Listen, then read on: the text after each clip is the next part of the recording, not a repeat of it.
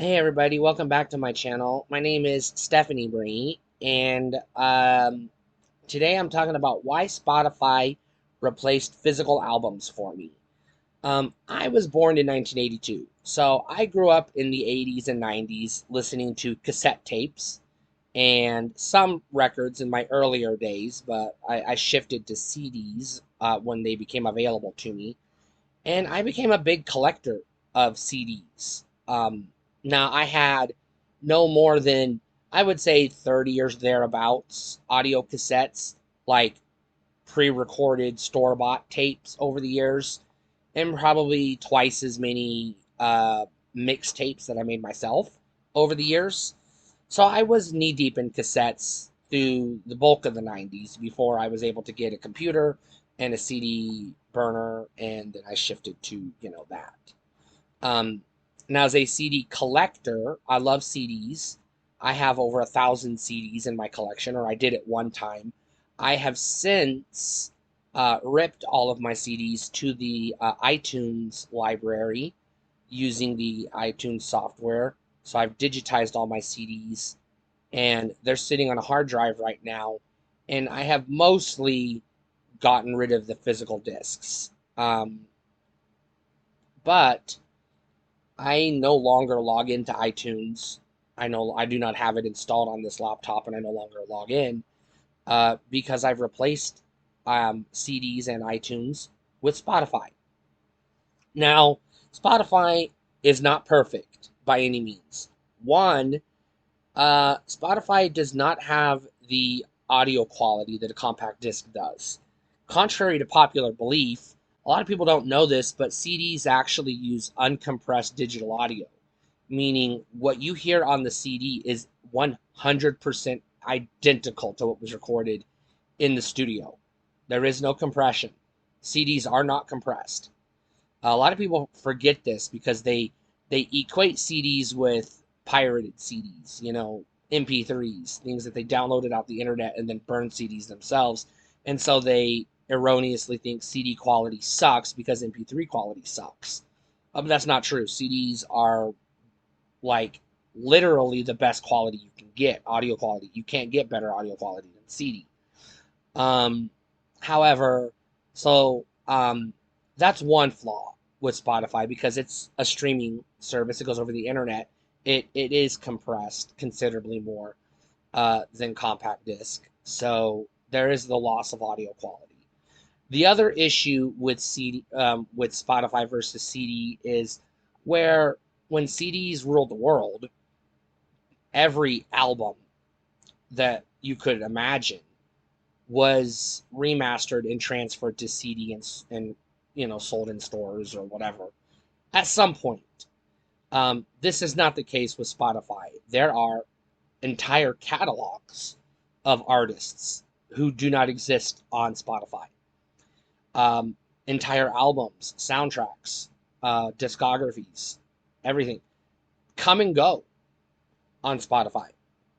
So unlike owning a CD that you can pop in your CD player anytime you want, or ripping it to your iTunes library or whatever and listening to it whenever you're in the mood, Spotify, you are pretty much limited to what they have the rights to.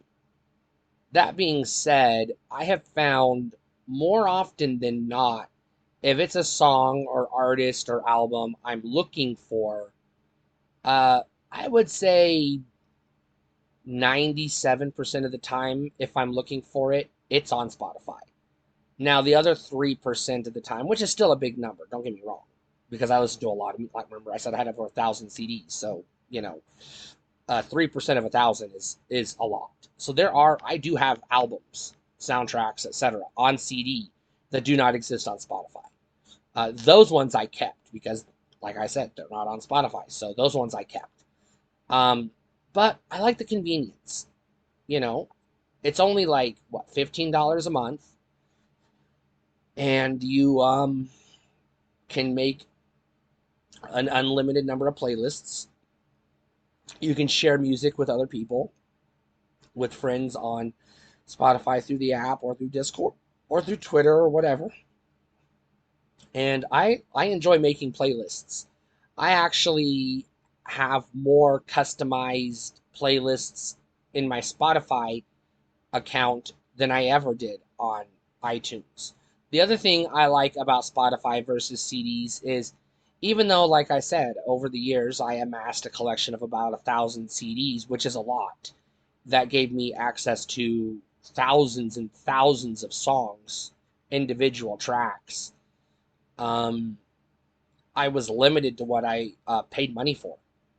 You know, I could only put a song in my playlist if that song was in my iTunes library, or I could only listen to a song on the stereo in the CD player if I had the actual CD. So when I go to Spotify, I can put it, as long as it's in their catalog, I can put any song I want in my playlists. And I have uh, entire discographies of certain artists in my Spotify account that I can listen to literally every song they've ever recorded, whereas I maybe only bought one, two, or maybe even three of their CDs, sometimes just their greatest hits, and maybe one or two other CDs. For example, um, physically, I only bought four Kylie Minogue CDs. Now, the only reason why I bought those four and not the rest was because money. Um, some CDs don't sell as well as others, so in the aftermarket, they can be more expensive. When you're talking about an artist who is mainstream enough that she's popular and has an audience, but not as mainstream as other pop artists, some of her albums can be a little pricey because they don't sell in the mega millions. They sell well to her audience, but they don't sell as well as a Britney Spears or Lady Gaga or Taylor Swift or whatever. So yeah, some of those CDs were a little too pricey, or I just I had limited funds, so I spent my money buying other stuff from other artists because I wanted a broad variety of songs. I didn't want just every song by Kylie Minogue. I did, but I didn't. But I also wanted songs by Britney Spears and Debbie Gibson and Snoop Doggy Dogg and you know Madonna, etc. So I had to be selective. But with Spotify, I have a playlist on Spotify that is 100% of her available songs on Spotify, including remixes. It's literally every song available on Spotify listed under her name. It's a complete Kylie Minogue playlist. And I can listen to any song she's ever recorded or re-recorded or remixed or whatever anytime I want.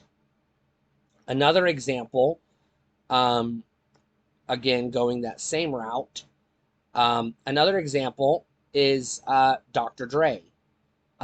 While The Chronic has been reissued multiple times and it is a mega million seller, the CD is available and easy to find. The original printing of The Chronic is harder to find because most likely what you're going to come across is the re-released enhanced CD version, or in some cases you're going to get the even later remastered version that's going to have re-recorded songs, remixed songs, additional songs that weren't on the album. So if you want a true, authentic 1992 Chronic experience, you have to track down a CD that was in that first printing before it was reissued and repackaged and remixed and remastered and all that stuff. Um, Now, I do have the Chronic on vinyl. I'll talk about my vinyl record collection another day, um, because that's one of those albums that is just too important to me. I have to have it um, in the absolute, and I still have the actual physical CD, and I have it on Spotify. But um, I have a Dr. Dre playlist again on Spotify that has songs that I didn't have on CD. Now, I do own a bootleg Snoop Dogg CD, um, Dead Man Walking. Those tracks are not available on Spotify. Uh, Not through official means. Now, there's another thing about Spotify I'm going to talk about in a second, but um, I do have the actual physical CD of that because it's the only way to get it. Um, Now, sometimes I'm going to use two examples. They're also rap albums because I listen to more rap music than anything. You can't, like I was just talking about with the Chronic. Sometimes you can't get the original recordings. So I have two examples. Um, the Beastie Boys, Hello Nasty, is one of their most prolific and most popular and best selling, not their actual best selling, I don't think, but one of their better selling albums. And it's one of their most highly rated, highly regarded albums. The version of Hello Nasty that is available on Spotify, like a lot of the Beastie Boys catalog, are remastered, re-recorded versions. And the Hello Nasty CD or album on Spotify has a lot of bonus tracks and remixes and stuff that weren't on any of the original CDs. Um, Another example of this would be Beck Odelay. That version on Spotify is not the same as the CD I had back in 1997 when it came out. And there are other examples of this. So a lot of times you can find, sometimes they have both versions. They have the original recording and then they have the re-recorded or remastered version. But another one that they only have the remastered, re-recorded version is Notorious B.I.G. Life After Death. Now, I know if you just watched my Tupac short, you know that I am not a fan of Notorious Fat Ass, and I'm going to call him that every time. Okay, now I'm going to talk about this in another video one of these days. I'm going to dig into it, but I like some of his songs, don't get me wrong. I like the double album, Life After Death, in its original uh, version. Now, my problem with Notorious B.I.G. is he was not on the level of Tupac, and he only gets brought up literally every time Tupac's name is mentioned. And it's like, can we just talk about Tupac or Warren G or Dr. Dre or Nate Dogg without bringing up Puff Daddy and his band of bitches? Can we just please? So I don't like actually hate Christopher Wallace. Obviously he's dead, but I just fucking hate how he gets brought up literally every time you're talking about any of the Death Row artists, and it just pisses me off because it's like he doesn't belong in that conversation, like at all, and I'm just sick of it. But getting back to Spotify, the other thing I like about Spotify is you can import songs just like you can with iTunes into your Spotify library yourself if you have the digital version, whether it's bought through iTunes or Amazon or ripped yourself, whatever. So you can do that. Um, Now you got to do some finagling to make sure the files are compatible, but that's up to you to do your own homework. And you can download songs to your device, your laptop, your phone, your tablet, whatever, for offline use for whatever reason. You know, maybe you want to save data, or you're out at the lake, or going on a road trip, whatever. So you can do that as well. I have a, um, I have one playlist where I have downloaded. It's sort of like my mega playlist that has like, it's my favorites playlist. Where I click the heart on the songs. So I have that playlist downloaded to my phone in case I'm in a situation where I don't have access to the internet for whatever reason. And in that situation, most of my playlists are still functional because, like I said, my favorites are pretty much like, it's not like every song I like, obviously, but it's like a big enough variety of songs that most of my playlists are still manageable. And that's a feature I like about Amazon, or excuse me, Spotify. Why did I say Amazon? The other thing I like about Spotify is Spotify Wrapped. It tells you what you were listening to in the previous year. And I think that's a really cool little feature. Um, so I really like Spotify. I get more out of Spotify than I ever did with CDs, even mixing my own CDs, MP3 CDs or whatever. So stay cool.